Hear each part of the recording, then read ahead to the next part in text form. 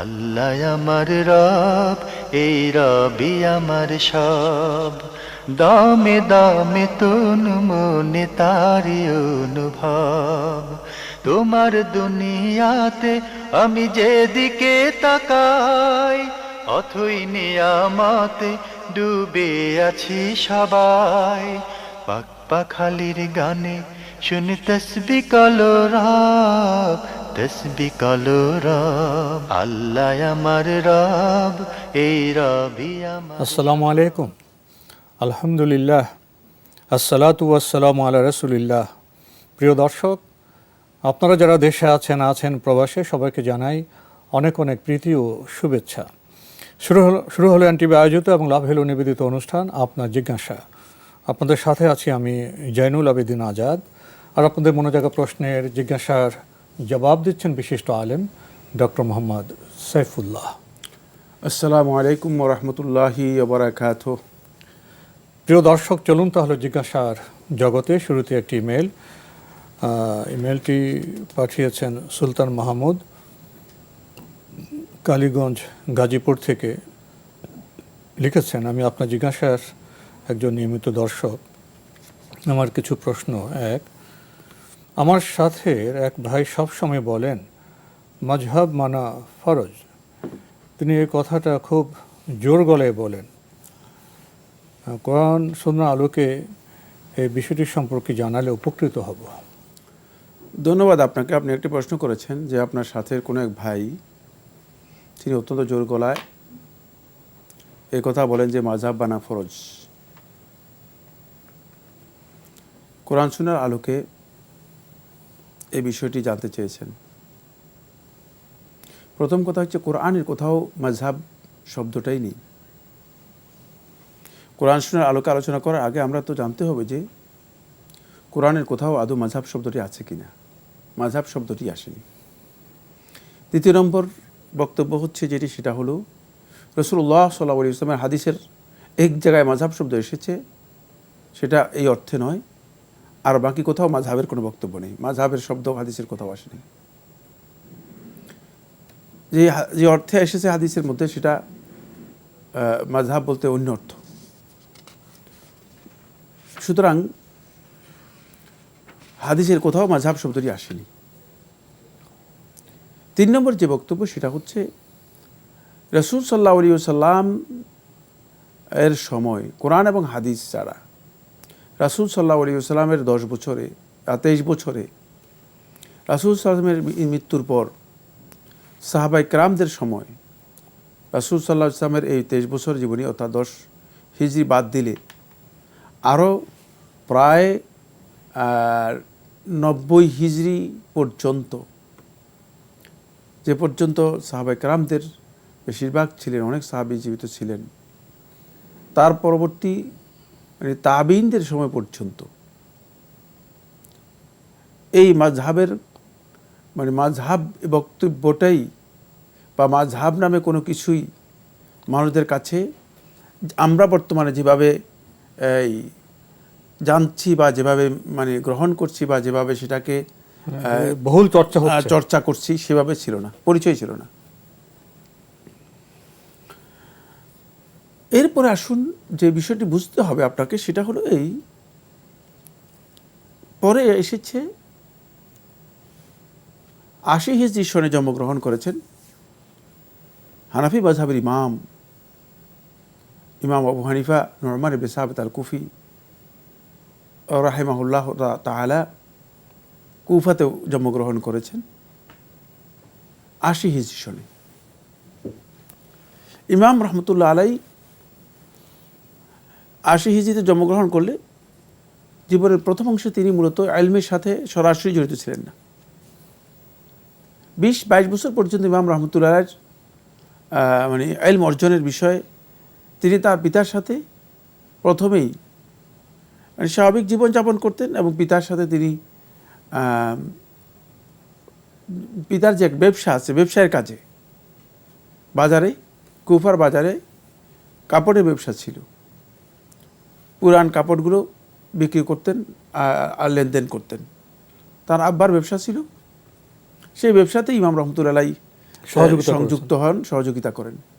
ফলে প্রথম যুগে তিনি প্রথম সময় তিনি দিনের ব্যাপারে দিনের সাধারণ নলেজ যেটা আছে সেটা তো অর্জন করেছেন, কোনো সন্দেহ নেই, কিন্তু দিনের ফিকহের জ্ঞান, বিশেষভাবে জ্ঞান অর্জন করার যে বিষয়টি, সেটার সাথে জড়িতই ছিলেন না ইমাম রহমতুল্লাহ আলাইহি।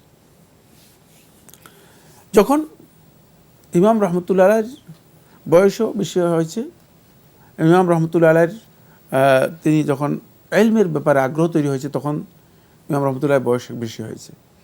তখন তিনি ইমাম রহমতুল্লাহ আলাইহি হামাদ আল আনসারী হামাদ ইবনে আবি সুলাইমান আল কুফি রাহিমাহুল্লাহ তার কাছে ছাত্রত্ব গ্রহণ করেন।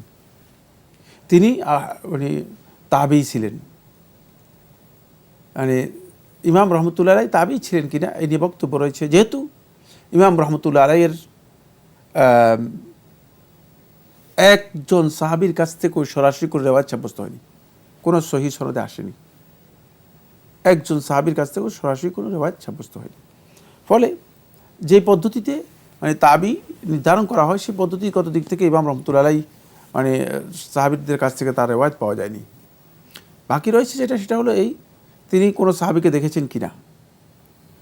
কেউ কেউ বলেছেন যে তিনি আনাস ইবনে মালিক রাদিয়াল্লাহু আনহুকে দেখেছেন, আনাস ইবনে মালিক রাদিয়াল্লাহু আনহুকে দেখেছেন, কিন্তু রিওয়ায়াত পাওয়া যায়নি। আর কেউ কেউ বলেছেন যে তিনি আনাস ইবনে মালিক রাদিয়াল্লাহু আনহুকে দেখেন নাই, তার কাছ থেকে এটা সহিহ কোনো বর্ণনার মাধ্যমে সাব্যস্ত হয়নি। যাই হোক, এটা ইখতিলাফ যেহেতু রয়েছে, সেখানে আমরা আর গেলাম না। কিন্তু আমার উদ্দেশ্য সেটা না, আমার উদ্দেশ্য হচ্ছে এই জায়গায় যে ইমাম রহমতুল্লাহ আলাইহি এর সময় তিনি কিছু স্কুল অফ থট গবেষণা করেছেন, গবেষণার বক্তব্য দিয়েছেন, মতামত দিয়েছেন। এই মতামতগুলো দেওয়ার সময় ইমাম রহমতুল্লাহ আলাইহি এই কথা বলেন নাই যে আমি যে মতামতগুলো দিলাম এগুলো আমি তোমাদের উপর ফরজ করে গেলাম, কারণ এটা বলার অধিকার রাখেন না কোনো ইমাম। ফরজ তো আল্লাহ করেন, ফরজ তো আল্লাহর পক্ষ থেকে, কোনো ইমাম এটা ফরজ করার অধিকারই রাখেন না। তাহলে আমরা এটা আরও স্পষ্ট হয়ে গেলাম, ইমাম রহমতুল্লাহ আলাইহি কোনোভাবেই তিনি এই কথা তার কাছ থেকে প্রমাণিত হয়নি যে ইমাম রহমতুল্লাহ আলাইহি কী করেছেন, যে মানুষদেরকে বলছেন যে আমি মাযহাবকে ফরজ করেছি। এভাবে ইমাম মালিক সময় নেই যেহেতু, সঙ্গে অনেক লম্বা প্রশ্ন, এই প্রশ্নের উত্তর যদি আমরা দিই 1 ঘন্টা বা 2 ঘন্টা আলোচনা করলে খুবই স্পষ্ট করে আমি বিষয়টি আপনাদেরকে বুঝাতে সক্ষম হতাম। কিন্তু যেহেতু আমার হাতে সেই সময় নেই, আর এই প্রশ্ন এখানে প্রযোজ্য নয়। আমরা জীবন ঘনিষ্ঠ প্রশ্ন দিয়ে থাকি, এখানে স্কুল অফ থটের উৎপত্তি সম্পর্কে, বিকাশ, এগুলি সম্পর্কে আলোচনা করার বিষয় নয়। এভাবে ইমাম মালিক রহমতুল্লাহ আলাইহি, ইমাম শাফি রহমতুল্লাহ আলাইহি, ইমাম আহমদ ইবনে হাম্বল রহমতুল্লাহ আলাইহি কেউ এই কথা বলেন নাই যে আমি এই অপিনিয়ন দিলাম, আমি এই গবেষণা দিলাম, এটা তোমাদের মানা ফরজ। এবার বিষয়টা খুব ভালো করে এই পয়েন্টে আসুন, ভালো করে বোঝার চেষ্টা করুন। সেটা হচ্ছে এই, যদি ইমাম আবু হানিফা রহমতুল্লাহ আলাইহি ফরজ করতেন তার মাযহাব, তাহলে তার পরবর্তী সময় মালিক রহমতুল্লাহ আলাইহি এসে তো তিনি মাযহাব দিতে পারতেন না। তাহলে বোঝা গেল যে ইমাম রহমতুল্লাহ আলাইহি বক্তব্যকে ফরজ করেন নাই তিনি, এবং করার অধিকারও রাখেন না, আর করেনও নাই। গবেষণার পথ উন্মুক্ত রয়েছে। হ্যাঁ, গবেষণার পথ উন্মুক্ত। আর ইমাম মালিক রহমতুল্লাহ আলাইহির পরে ইমাম শাফি রহমতুল্লাহ আলাইহি ইমাম মালিকের ছাত্র সরাসরি, তাহলে ইমাম মালিক রহমতুল্লাহ শাফি মাযহাবের গবেষণা করার অবকাশ ছিল না।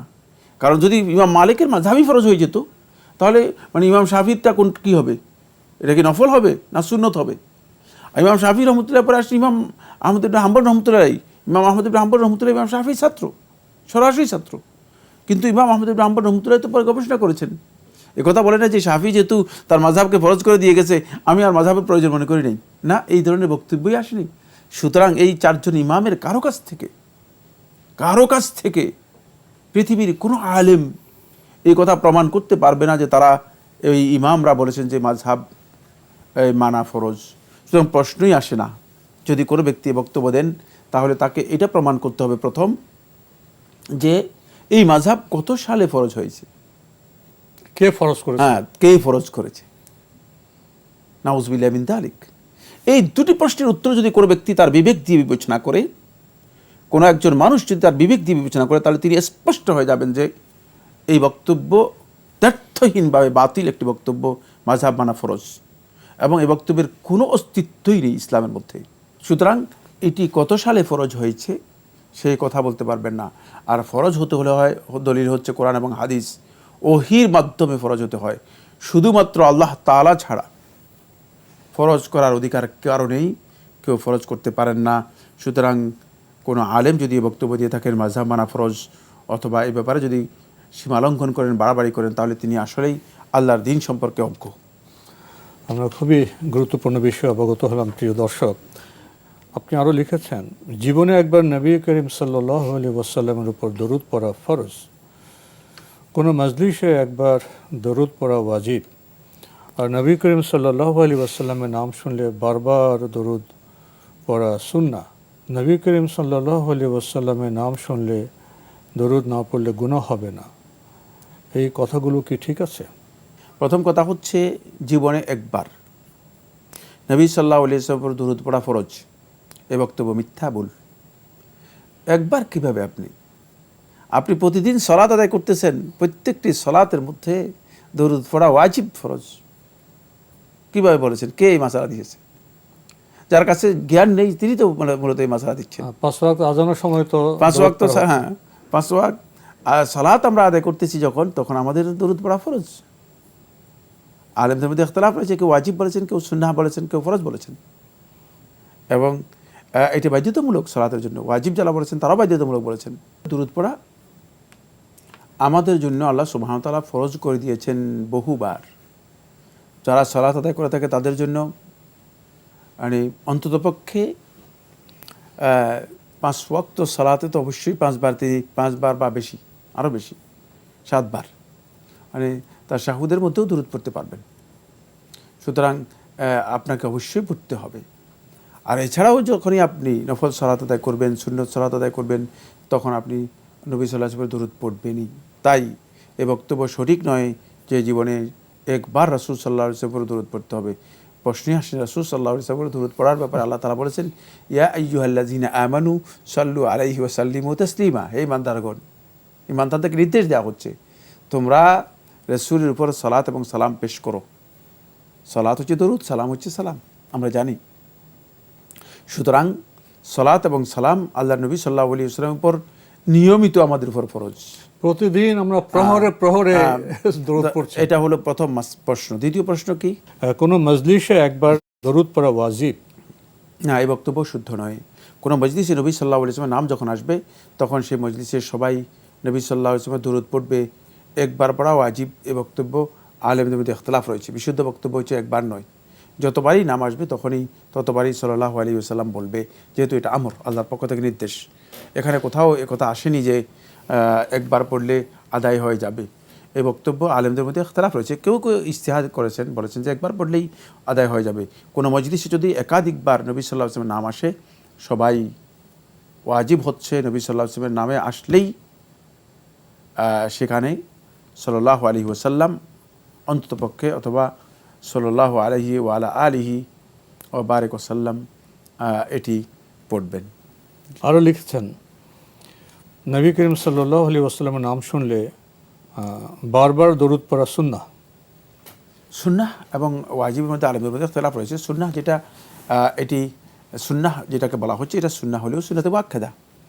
সুতরাং যারা বলেছেন সুন্নাহ, তারা কিন্তু একথা বলেন নাই যে সুন্নাহ বলতে এটা বাদ দিলেই যথেষ্ট হয়ে যাবে। কারণ যদি তরক করে থাকেন নবী সাল্লাল্লাহু আলাইহি ওয়াসাল্লামের উপর, তাহলে নবী সাল্লাল্লাহু আলাইহি ওয়াসাল্লাম কী বলেছেন সেটা জানতে হবে।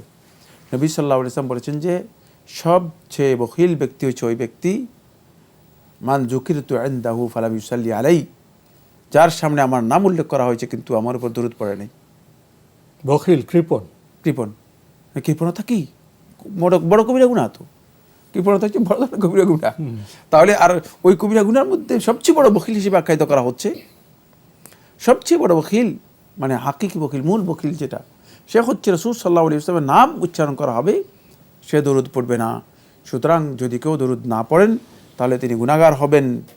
খেয়াল রাখতে হবে যে নবী সাল্লাল্লাহু আলাইহি ওয়াসাল্লামের হক তিনি নষ্ট করেছেন।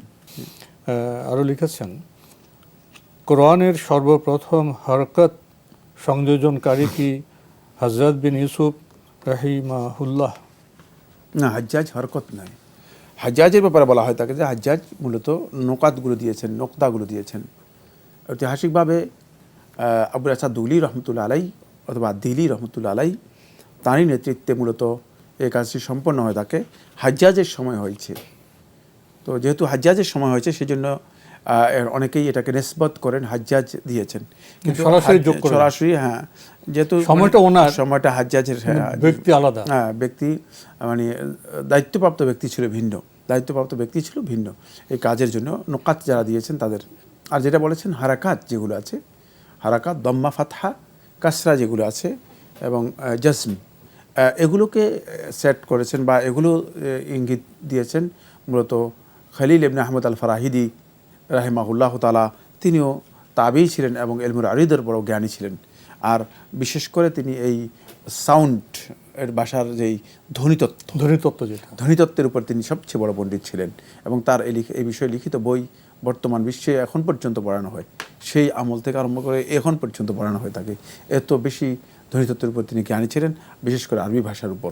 তিনি মূলত এই হারাকাতগুলোকে এস্টাবলিশ করেছেন এবং তার মাধ্যমেই কোরআনে কারিমের মধ্যে হারাকাতগুলো পরবর্তীতে সংযুক্ত হয়েছে।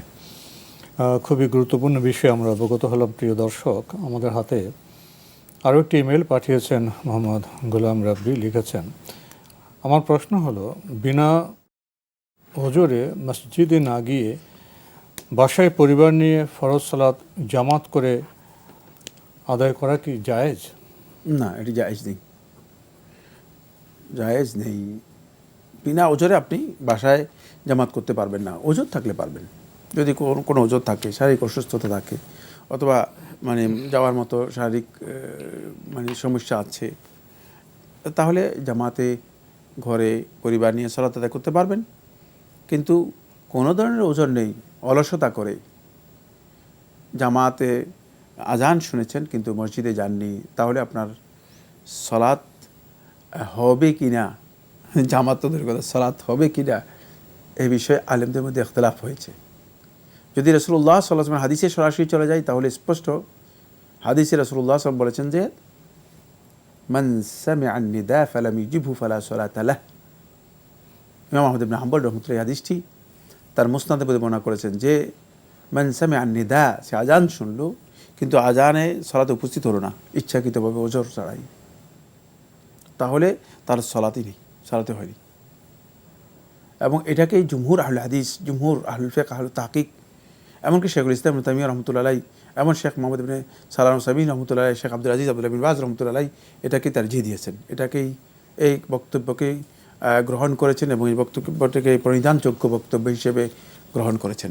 সুতরাং এখান থেকে বোঝা যায় এই বক্তব্যটি অত্যন্ত শক্তিশালী, তাই সালাত না হওয়ার পক্ষে বক্তব্য রয়েছে।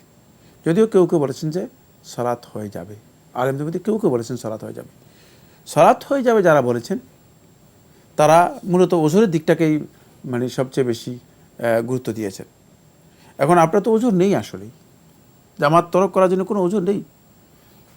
সুতরাং জামাত তরক করার ওজর না থাকার কারণে সালাত হয়ে গেলেও তারা সহ সবাই স্পষ্ট করেছেন যে যে ব্যক্তি ইচ্ছাকৃতভাবে ওজর ছাড়া জামাতে অংশগ্রহণ না করে ঘরে সালাত আদায় করে তাকে ফাসলাতুহু সালাতুল মুনাফিক, এই ব্যক্তির সালাত হচ্ছে মুনাফিকের সালাত। কারণ আব্দুল্লাহ ইবনে মাসউদ রাদিয়াল্লাহু আনহু সুস্পষ্ট করে হাদিসের মধ্যে বলেছেন, ওয়ালা ইয়াতাখাল্লাফু আন্না ইল্লা রাজুলুন মুনাফিকুন বাইয়িনুন নিফাক। একেবারে স্পষ্ট করে বলে দিয়েছেন যে এই জামাত থেকে, সালাত থেকে পিছিয়ে থাকে না, অনুপস্থিত থাকে না কেবলমাত্র ওই ব্যক্তি ছাড়া, যে ব্যক্তি মুনাফিক, যাকে আমরা মনে করি যে মুনাফিক, এবং যার মুনাফিকের ব্যাপারে আমাদের কাছে সুস্পষ্ট, সেই ব্যক্তি ছাড়া। সুতরাং এই সালাত মূলত সালাতুল মুনাফিক, সালাতুল মুমিন নয়, মুমিন ব্যক্তির সালাত নয়। এবং এই ধরনের সালাতের মাধ্যমে তিনি আল্লাহ তাআলার যে হক রয়েছে সে হক আদায় করতে পারবেন না। যেন সতর্কতা অবলম্বন করতে হবে। যদি কোনো ব্যক্তির ওজর না থাকে তাহলে তিনি অবশ্যই মসজিদে গিয়ে জামাতে সালাত আদায় করবেন, অন্যথায় মানে সালাতুন নিসা, এটা মহিলাদের নামাজের মতো, মহিলাদের নামাজ। তিনি কি মহিলা না পুরুষ? তিনি তো আসলে মহিলা নন। সুতরাং কেন মহিলাদের সাথে নিজেকে সম্পৃক্ত করছেন? মহিলাদেরকে আল্লাহ সুবহানাহু ওয়া তাআলা ছাড় দিয়েছেন যে কষ্ট হবে, হয়তো কাজ আছে করে কাজের জন্য নয়, মূলত এটা আল্লাহর পক্ষ থেকে তাদের প্রতি অনুগ্রহ, যাতে করে কষ্টটা কম হয়, অবস্থাকে বিবেচনা করে হালকা হয়। কিন্তু আপনি বাজারে যেতে পারেন, আপনি অফিসে যেতে পারেন, আপনি ঘোরার জন্য দেখা যাচ্ছে যে মানে ফজরের সালাত আদায় না করে তিনি সকালবেলায় হাঁটতে যাচ্ছেন এবং ধরতেছেন, সবই ঠিক আছে, কিন্তু সলাতে গেলেন না, সলাতে গেলেন না। এর অর্থ কি? এটা আসলেই মুনাফিকের মতোই, যদিও আমরা এটাকে খুব ছোট করে দেখছি, কিন্তু ছোট করে দেখার বিষয় নয়। এটা আমাদের বিবেচনা আনতে হবে এবং খেয়াল রাখতে হবে যে এই কাজটি আল্লাহ তাআলার কাছে মোটেও গ্রহণযোগ্য নয়। তো আজকে আমাদের এখানে শেষ করতে হচ্ছে। আপনাকে অনেক ধন্যবাদ। আপনাকে অনেক ধন্যবাদ। প্রিয় দর্শক, আমরা দেখছিলাম এনটিভি আয়োজিত এবং লাভ হেলো নিবেদিত অনুষ্ঠান আপনার জিজ্ঞাসা। আমাদের এই অনুষ্ঠান আপনারা এনটিভি অনলাইনেও দেখতে পারবেন। ভিজিট করুন www.ntvbd.com। এছাড়া ইউটিউবে এবং আমাদের ভেরিফাইড ফেসবুক পেজে অনুষ্ঠান দেখতে পারবেন। সালাত, আমরা অনেকেই সচেতন নই। আমরা যারা সালাত পড়ি, সালাত কীভাবে পড়ব সে বিষয়ে সচেতন নই। জামাতের গুরুত্ব আমরা অনেকে উপলব্ধি করতে পারি না। ওজোর থাকলে একরকম, ওজোর না থাকলে আরেক রকম। এই বিষয়টা আমরা সেভাবে উপলব্ধি করি না। এইসব বিষয়গুলো আসলে উপলব্ধির বিষয়, জানার বিষয় এবং মানার বিষয়। আসুন আমরা জানি এবং মানি। চিঠি লিখুন, প্রশ্ন পাঠান আমাদের ঠিকানায়। পরিচালক আপনার জিজ্ঞাসা, এনটিভি, বিএসসিসি ভবন, 7ম তলা, 102 কাজী নজরুল ইসলাম অ্যাভিনিউ, কারওয়ান বাজার, ঢাকা 1215। ইমেল অ্যাড্রেস আপনার জিজ্ঞাসা @ntvbd.com। মহান আল্লাহ আমাদের সবাইকে নিরাপদে রাখুন, রাখুন শান্তিতে। আসসালামু আলাইকুম। আল্লাহ আমার রব, এই রবি আমার সব, দামে দামে তুন মনে তারি অনুভব। আল্লাহ আমার রব, এই রবি আমার সব।